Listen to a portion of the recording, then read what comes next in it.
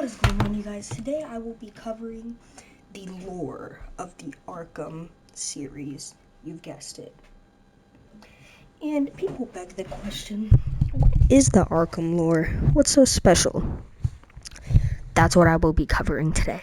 Let's hop into our first game released in 2009, Arkham Asylum, with the Batman, the Joker, and all your other villains. So this starts off with Joker going into the asylum with all the other villains. But Joker, no. He breaks them all out. Then, now they have Batman trapped in Arkham, and the villains are trying to fight him. Once you settle on through this whole entire adventure, all of a sudden, this Titan thing breaks out. Joker gets the Titan. He becomes this big monster, but he gets defeated by Batman at the end. So let's jump into the other game. Well, no, not the other game, but the other details. Whilst that, there is Scarecrow, Harley Quinn, not Two-Face, Killer Croc, Bane, etc. These are very fun. You know, you fight Croc in the sewers, right? You fight Bane. Bane gets hit by the Batmobile. Really cool. Now, let's jump into our next game. Okay, well, following on here with the next game, Arkham City. One of my favorites. Masterpiece. Magnificento. Right? So, this starts off with Batman escaping Hugo. Forget what his name is, to be honest with you. I don't pay attention that much. I think it's Hugo Strange. Hugo Strange captures Batman and he has to escape. So he escapes Hugo Strange and he fights the Penguin. He wins, obviously, because it's Batman. He suits up and he's ready to battle in Arkham City. Then he finds out Catwoman is captured in the courthouse. Oh, fucking no. So he goes to the courthouse and he finds Catwoman tied up by Two-Face. And then he saves Catwoman. And then Catwoman scratches Two-Face. And then Batman ties him up.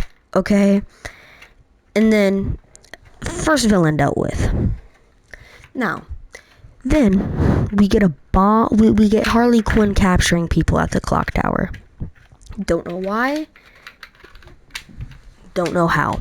We walk into the clock tower and we get greeted by Harley Quinn with 4 thugs and 4 hostages. Batman thinks this should be easy. So, he drops a smoke pellet and he takes out all thugs, rescues hostages. And then he gives Harley Quinn a mean kick. Then he goes to the top of the tower, finds out there's bombs. So now he's like, oh no, there's some bombs up there. I gotta get to the top of the clock tower. Then a TV comes on with Joker talking to Batman. He tells him, if you don't get out this clock tower in 5 seconds, it's gonna blow up. You got 5 seconds to jump out that window. He jumps out the window and boom, into pieces. Hostages are okay though, somehow. Then the Riddler redoes the clock tower for his dumb puzzles, but we won't care about that till later in the lore video.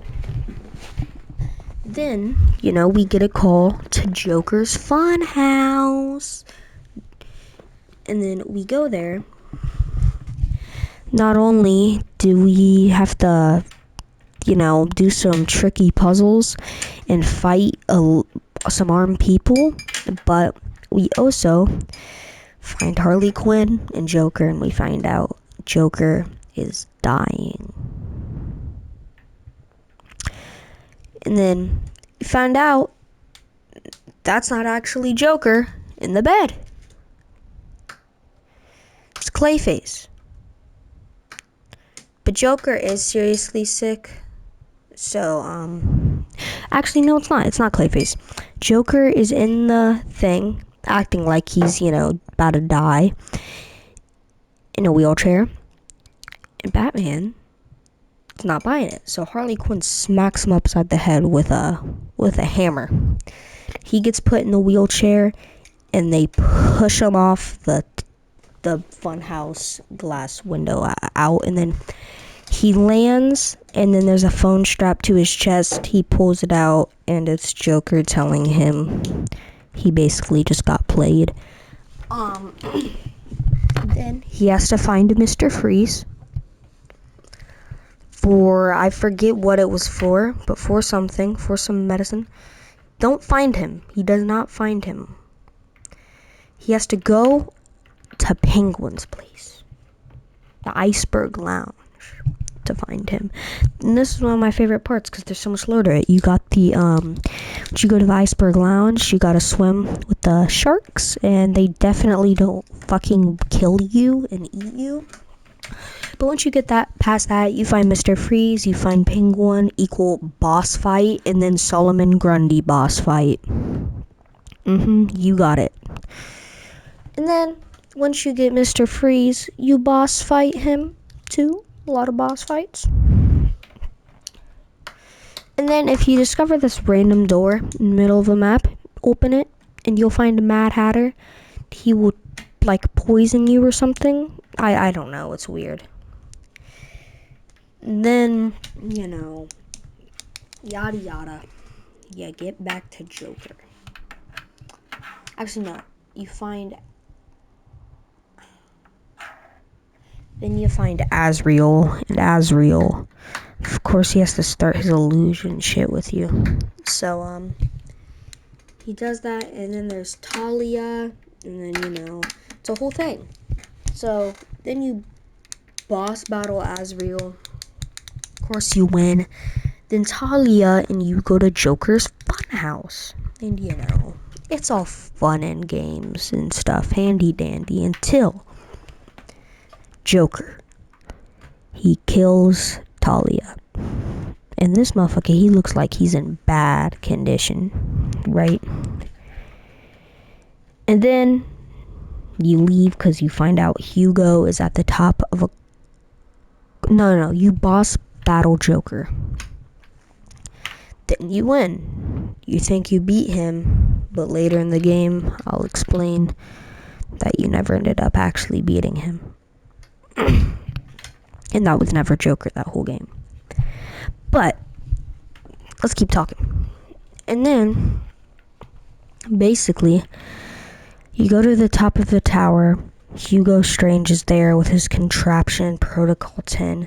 You fight him and Azrael, because Azrael is supposedly working with him. You push Azrael off a tower. He lands on a fence, I think, some gate, and it goes right through his chest. So he's dead. Long gone. Then you defeat Hugo. But then you find out Joker's at a movie theater waiting for you to put on some big show. Right? He has Talia's body. Clayface is there. And you gotta defeat armed thugs before you get in. So you get in. This guy, that ain't Joker.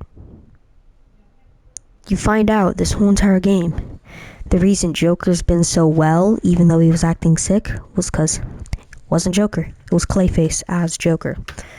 So then, this entire time, the real Joker's just spectating. Once we defeat Joker, we're like, hold on, this is Clayface.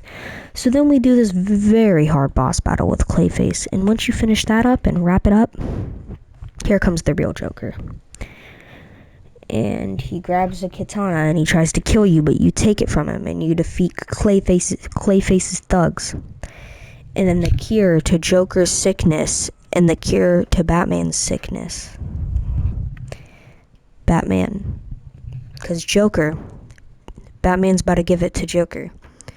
But Joker quite literally hops on his back like a fucking bunny rabbit and backstabs him. In the back. He actually does stab him in the back. And Batman was going to cure Joker. So that causes Batman to drop it. And the cure breaks. and Joker, he starts trying to engulf the cure, but it doesn't work. And sadly, Batman has to say bye to him, and Joker passes away. So that is the end of Joker's story in the Arkham series. Very, very sad ending.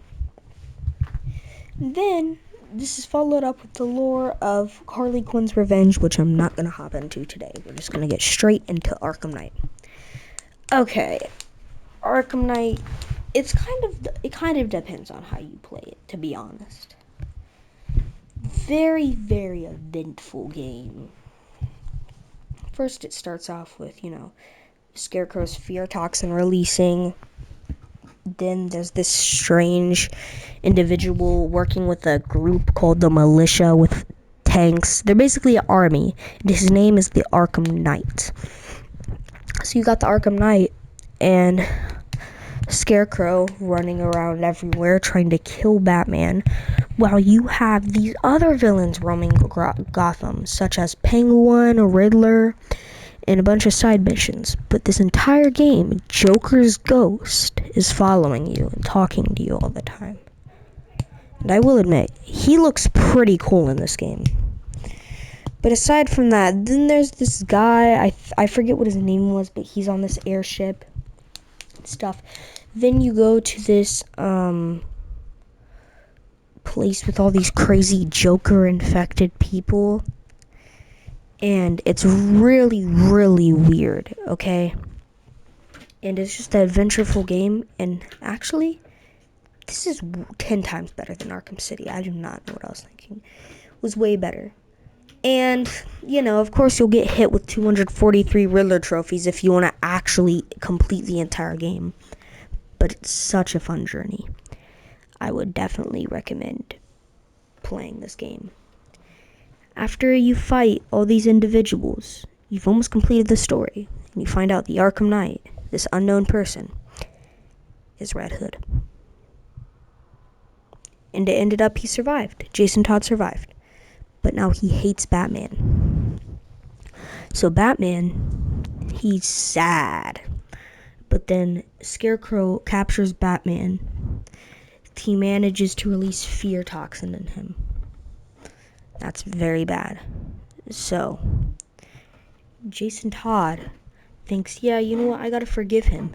So while Scarecrow's about to inject the toxin, Jason Todd, from far away, he snipes the handle on the, chair Batman was captured in. And he makes it backfire. He grabs Scarecrow's hand and he injects him with the fear toxin. And then he starts beating Scarecrow up. And then we start to play as Joker. Yes, you got that right. We get to play as Joker and kill all of the other villains. We get to kill so much people. It's so funny. Then after that, you're left with this weird thing where now you're playing as Joker in first person. And you're shooting a bunch of bat statues. And then Batman comes out. He sends Joker away. That's the end of your main story. Then once you complete all the side missions, you will be able to complete the story. The full story. And yes, that is Arkham City. And that right there, my friends, was a very quick lore video explained to you about the Arkham series. Really do hope you guys enjoy, because I really did not feel like yapping for 14 minutes straight, but this is my favorite series. I'll be making a lore about their DLCs next.